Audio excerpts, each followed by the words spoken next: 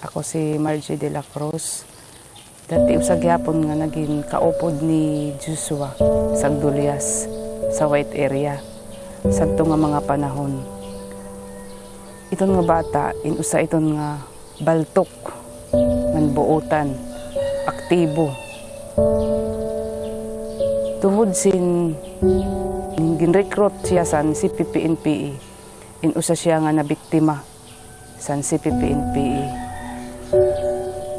Dako an akon pagkahinayang sa iya kay an akon pagkakita indako an potensyal niya san iya kinabkabubuason sa kaupkon nahingad siya sang tama nga landas. Pinaagi san CPP-NPA na nawakay an iya kinabuhi. Nawara siya san iya kabubuason.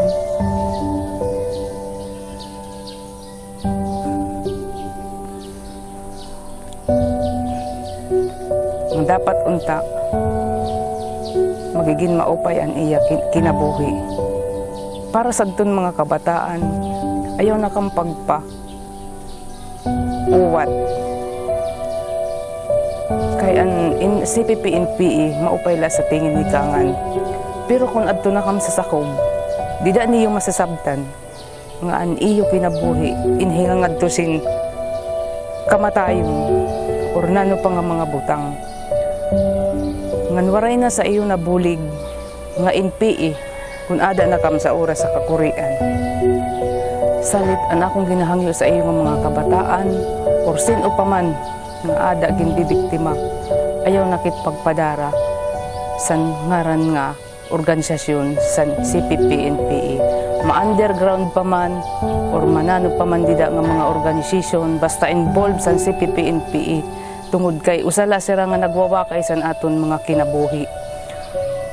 Para naman sa aton mga kabataan or mga kalagsan nga na-recruit san CPP-NPA nga mga organisasyon, adi an uswag sinirangan Visayas, inaguhulat sa iyo nga andam kami sa iyo maghulat san iyo pagbalik nga di sa gobyerno.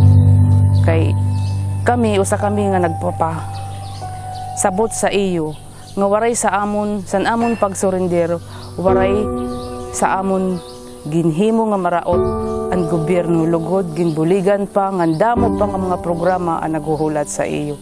Salit an uswag sinirangan Visayas inusa nga organisasyon nga naguhulat para sa iyo nga andam liwat ko marawat sa iyo para san aton mamurayaw nga pagpuruko ngan mainuswagon nga kinabuhi ngan makakaupod naton an aton mga pamilya ngan an aton kabubuason san aton tagsa nga kinabuhi ngan mamurayaw an aton pagpuruko.